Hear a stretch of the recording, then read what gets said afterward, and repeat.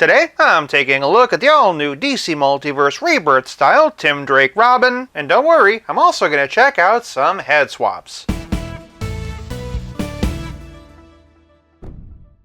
Starting with the packaging, and you know the drill. Name and logo here, name and logo here. This design comes from DC Rebirth. On the other spine is a QR code to join DC Infinite. We also get a glimpse of the full cover of this. Clearly inspired by that famous Frank Quitely cover with Dick Grayson and Damian. For those searching in store, here's the UPC, and for packaging, I'm giving Tim Drake 5 points. Moving on to presentation, and Tim stands at about 7 inches, or just under 18 centimeters, making him the exact same height as Nightfall Robin, and therefore a bit on the big side. This figure does have a lot of reuse, but to McFarlane's credit, it's pretty well hidden and not all that noticeable this time around. Specifically, Tim shares his body parts with the infamous John Kent Superman. I say infamous because all the John Kent-based figures have this ankle thing. They also have the same extraneous line work in the upper shoulders and upper bicep. You can see the musculature detail carried over from the sides of John's torso, but Tim benefits from having newly sculpted chest armor. While the logo is only painted on, we do have those bands up here, and they did sculpt on the shoulder pieces. Otherwise, the new torso engineering is to accommodate the wired cape. I'm going to talk more about that in playability, but for now, I really like it. He's also been given nice new elbow pads and forearm guards, as well as a floating utility belt. I say floating because it's not glued in place, which is good because my copy has some really unfortunate paint scuffing, and the adjustable belt helps me to hide it. There's also some paint slop over here. Beyond that though, this looks pretty solid. I do like that touch of green in the legs, and also on the shoes. As Tim Drake costumes go, the 90s and early 2000s will always be my mental image of the character, but speaking objectively, and I do really like this particular design. The base suit being black with the colors treated more as accents does go a long way to make the character look a bit less silly, and details like the shoulder pads, elbow pads, and arm guards feel a bit more tactical and realistic. Tim Drake has had a lot of costumes over the years, so sound off in the comments and tell me which one is your favorite. One thing your mileage might vary on though is the head. This is a very spunky, stylized, more comic style face. It pairs perfectly with earlier releases like the Rebirth Damian, less so however with more realistic portraits. But hey, that's what head swaps are for. Personally, I like it when they try to emulate an art style, so docking him ever so slightly for the height, and for presentation, I'm giving Tim 4 points. Before we continue, if you're enjoying this video so far, do me a favor and give it a big old thumbs up. Moving on to Poseability, and Tim is every bit as articulated as you could possibly want him to be. Working our way top to bottom, and Tim Drake's head is on a dumbbell joint. He can look up this high, which after the Connor Kent we just looked at is very refreshing, and he can also really bury the chin. Great amount of tilt to go with that smug little smirk, and all the way around. Moving on down, and Drake can raise his arms this high. This is due in part to the excellent added range afforded by the rotator cuffs, and thanks to the cloth cape, he has complete rotation. Traveling down the arm, we've got bicep swivel. Man, that paint slop really annoys me. As well as double jointed elbows with a very deep end. At the ends of the arms are McFarlane style wrist balls that can swivel and hinge either up and down or side to side. Moving to the middle, and Tim Drake has a diaphragm joint and a dumbbell waist. He can arch this far backwards, which is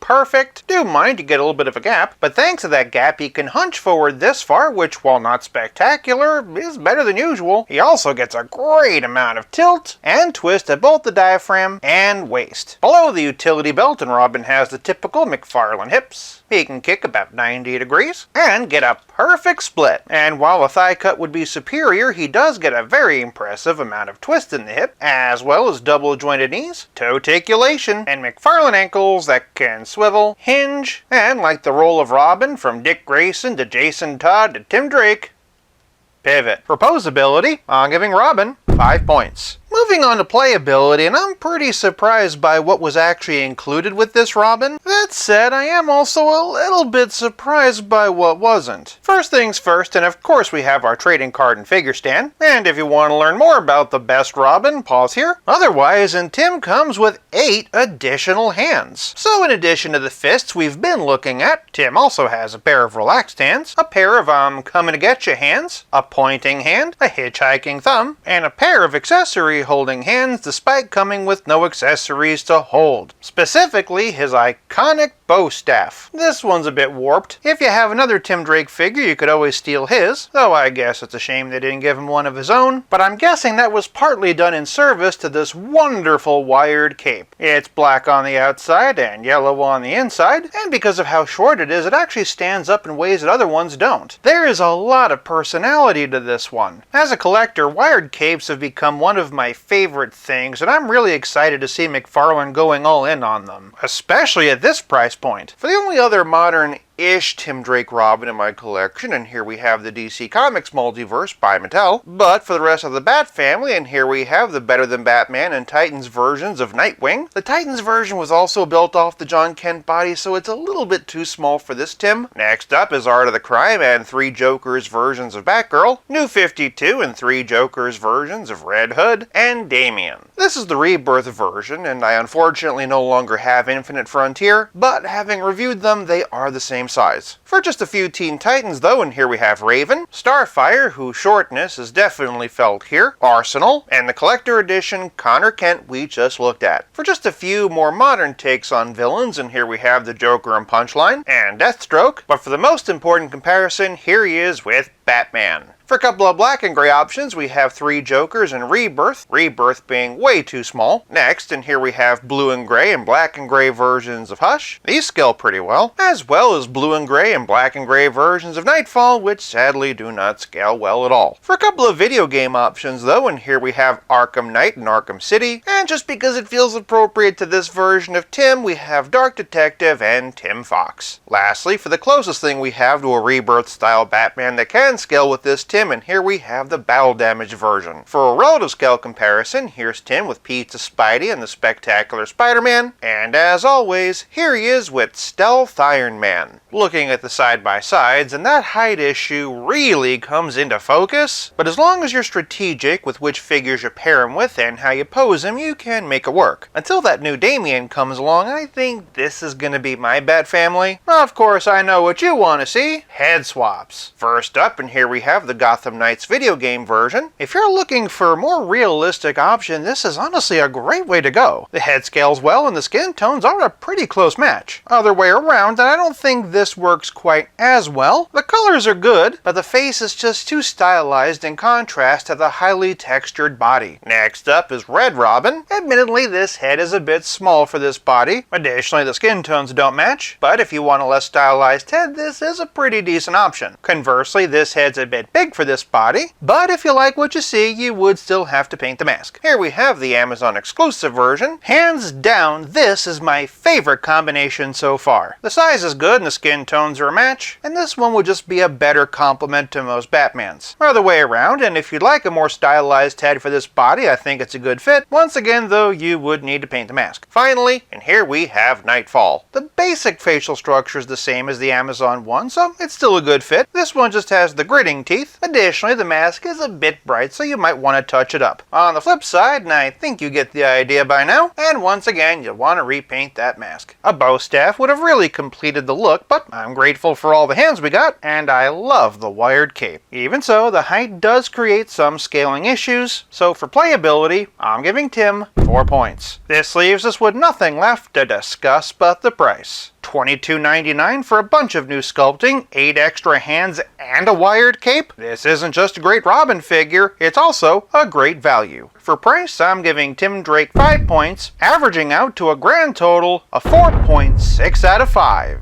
For more Robin-related videos, check out one of these. Until next time, play nice and have fun.